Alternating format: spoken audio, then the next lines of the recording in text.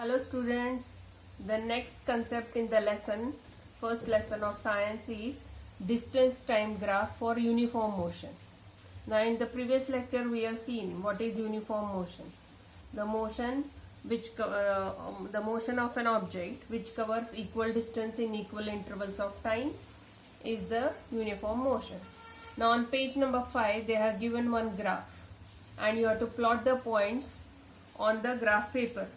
So if we'll plot the points and draw a straight line passing through the points, you will come to know that it comes out to be a straight line. The graph comes out to be a straight line. So this indicates that distance time graph for a uniform motion is always in a straight line. Now if you consider distance time graph for non-uniform motion, it is again given on page number 6.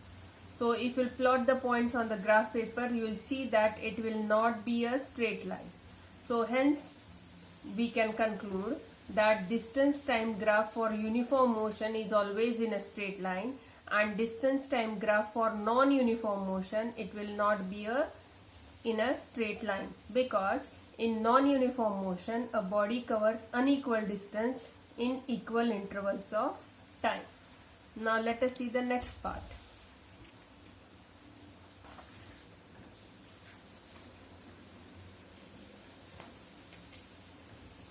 Velocity time graph for uniform velocity.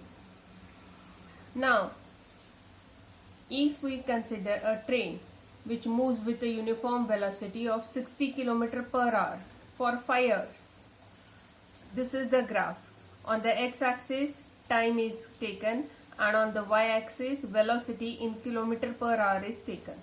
Okay. Now, here, this is the speed of the train or velocity of the train. That is 60 km per hour in a straight line. Now if we want to find the distance covered by the train between 2 to 4 hours, then it will be, from the graph, it will be equal to area of quadrilateral EBDF minus area of quadrilateral EACF. That means this portion will get, that is ABDC. So area of quadrilateral EBDF will be length into breadth. Length will be 60 and breadth will be from here to here 4. Okay, so it is written 60 into 4. Then area of quadrilateral EACF also length into breadth. So that is 60 into 2. This portion will be 2. So 240 minus 120 comes out to be 120 kilometers. So distance covered by train between 2 to 4 hours is 120 kilometer. Now next part, second part. The above is the distance covered by train in 2 hours, that is 120 kilometers. Train moves with uniform velocity and so its acceleration is 0. Okay. Now velocity time graph for uniform acceleration, page number 7. If velocity changes by equal amounts in equal time intervals, so it is uniformly accelerated motion. Okay. Then velocity change in every 5 minutes is equal to, first of all convert 5 minutes into seconds. You will get 5 into 60, that is 300 seconds. So velocity change is equal to 8 into 300 upon 5, that is 480 meter per second. For uniform accelerated motion, velocity time graph is always in a straight line. But if we consider for non-uniform motion, velocity time graph may be any shape. It will not be in a straight line. So third part, if you want to calculate average velocity of the car, it will be equal to 32 plus 16 upon 2, that is 24 meter per second. So these values are given in the graph. You can look at the graph in the textbook and then do the calculation. Time interval is 10 seconds.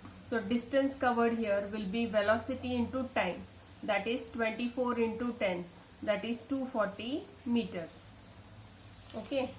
Now equations of motion by graphical method. In that, first one is relation between velocity and time. See the graph.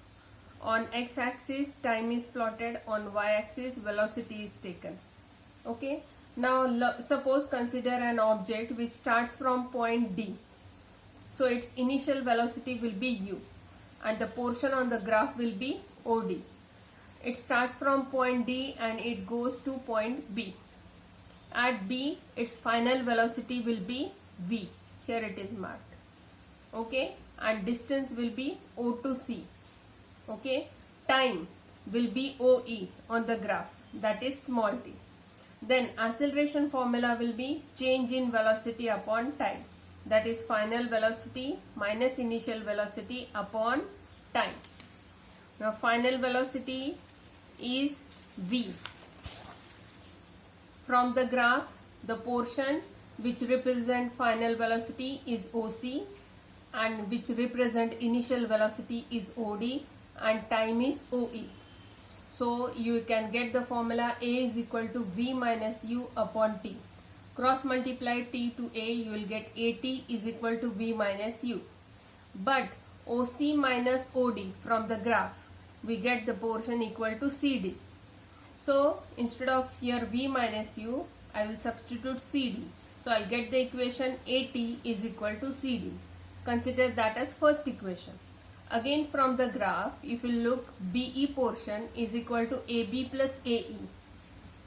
BE is V, AB is CD, because it comes out to be a rectangle, so opposite sides comes out to be equal. So instead of AB I can write CD, instead of AE I can write OD. So but CD from equation first is AT, so substitute AT. OD from the graph is U and V as it is. So we'll get the equation V is equal to U plus AT. This is the derivation of the first equation of motion, that is V is equal to U plus AT. Now let us consider next equation of motion. It is related to relation between displacement and time. Same graph you have to consider. Consider object in uniform acceleration A, which covers a distance s within time t. Now from the graph, distance covered by object s is equal to area of quadrilateral DOEB. Now this quadrilateral is divided in two parts, that is area of quadrilateral DOEA plus area of triangle DAB. Now area of this quadrilateral will be rectangle length into breadth, that is AE multiplied by OE, and area of triangle will be half base into height, that is AB into DA. Now substitute the values from the graph. AE will be U, OE is T, so I have written U multiplied by T, half as it is. AB is equal to AT and DA from the graph is equal to T. Now multiply this, U into T UT plus half AT into T will be AT square. So we get the equation as S is equal to UT plus half AT square, which is Newton's second equation of motion. Now let us see the third equation, which is relation between displacement and velocity. Again, distance covered S can be written as area of equal to area of trapezium DOEB. So again the graph is same. Direct from the graph you can get area of trapezium DOEB. S is equal to, now write down the formula for area of trapezium, that is half into sum of parallel sides multiplied by height. So S is equal to half. Which are the parallel sides? OD and B. So it will be OD plus B multiplied by height as OE. Now substitute the values. S is equal to half, OD as U, BE as V. This is again from the graph, and OE portion is small t. But suppose this is equation first, but we have the formula of acceleration as A is equal to V minus U upon T. So take this T to LHS and A to the denominator. You will get T is equal to V minus U upon A. Substitute this value of T in equation first here. So what you will get? S is equal to half U plus V. Instead of T I have written V minus U upon A. from this equation. Now this a and 2 you cross multiply to s. You will get 2as is equal to v plus u into v minus u. Now this is in the form of a plus b, a minus b identity, which comes out to be equal to a square minus b square. So these two brackets you can write v square minus u square. So I'll get the equation 2as is equal to v square minus u square. Now transfer minus u square to LHS, you will get u square plus 2as is equal to v square. Hence we can write the equation v square is equal to u square plus 2as, which is third equation of motion. Thank you.